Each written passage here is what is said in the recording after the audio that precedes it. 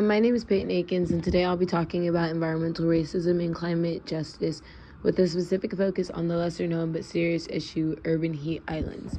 When we think about climate change, we often think about melting glaciers or rising sea levels, but for many communities, the danger is right outside their front door. Certain neighborhoods are up to 10 degrees hotter than others in just the same city, and it's not a coincidence. This isn't a climate issue, it's a justice issue. In this presentation, I'll explain what urban heat islands are, who they impact most, how science and history connect to this pattern, and what we can do about it. Urban heat islands are areas in cities that experience significantly higher temperatures than surrounding regions due to concrete infrastructure, lack of green spaces, and heavy pollution.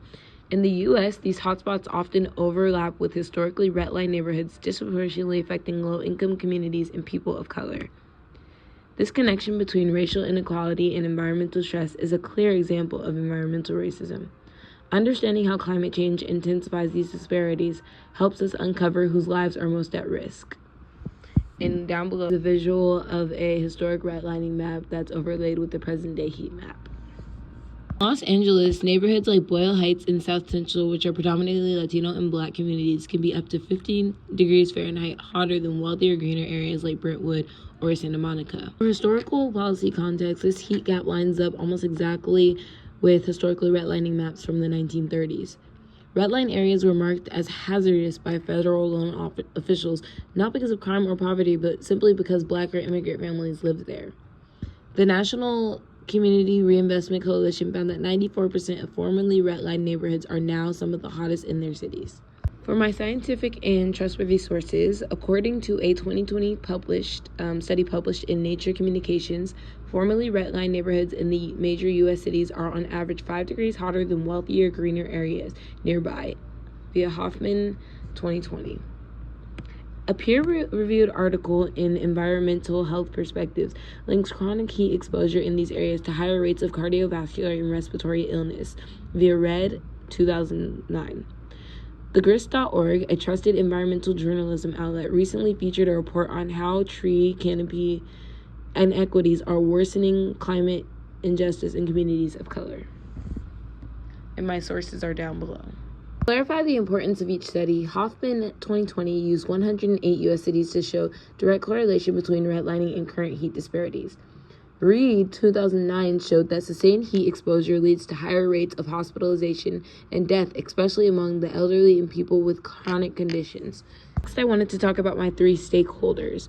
First is going to be the urban residents, especially Black and brown families who are most directly affected by extreme heat, facing higher utility costs, health risk, and limited access to cooling infrastructure. Second is going to be the city planners and local governments that have the power to invest in green infrastructure and equitable zoning reforms to mitigate the heat disparity. Third is environmental justice organizations such as Climate Justice Alliance advocate for policy change and help communities access funding for tree planting and heat resilience programs. And down below is some photos and icons representing each groups: the residents, policymakers, and the activists, which are my 3 stakeholders. So for climate movement, this topic is deeply connected to the broader climate movement because climate change is intensifying heat waves in urban areas. Organizations like the Sunrise Movement and the Climate Justice Alliance are working to ensure that solutions to climate change don't leave frontline communities behind. Heat inequality is not just a weather issue, it's a justice issue. By addressing it, we address the root causes of unequal climate vulnerability. And down below are some logos and campaign materials from the related movements. An example is Rosalind Medina, a resident of Phoenix, Arizona, who told NPR in 2021 that she was afraid to turn on her air conditioning because the electricity bill is too high. Her neighborhood hits 110 degrees Fahrenheit regularly, and many families face the same dilemma. The policy failure angle is that Phoenix has one of the most aggressive tree planting goals in the country, but wealthier neighborhoods continue to receive more tree funding and maintenance than lower income ones. In conclusion, urban heat islands are not distributed equally, and that is by design. Historical policies, disinvestment, and racial segregation have created modern-day climate disparities. We can take action by advocating for tree planting programs in underserved areas, pushing our city leaders for equitable zoning, and supporting environmental justice organizations. Whether through our vote, our voice, or volunteering, we can be a part of the solution to environmental racism and climate injustice. Planting just 3 mature trees per home can reduce surrounding air temperatures by up to 4 degrees Fahrenheit, according to U.S. Forest Service. Cities like Portland and Louisville have started prioritizing formerly redlined neighborhoods for tree planting and cooling efforts.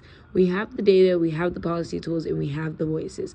What we need now is action, and that starts with awareness, pressure, and persistence. Thank you for listening.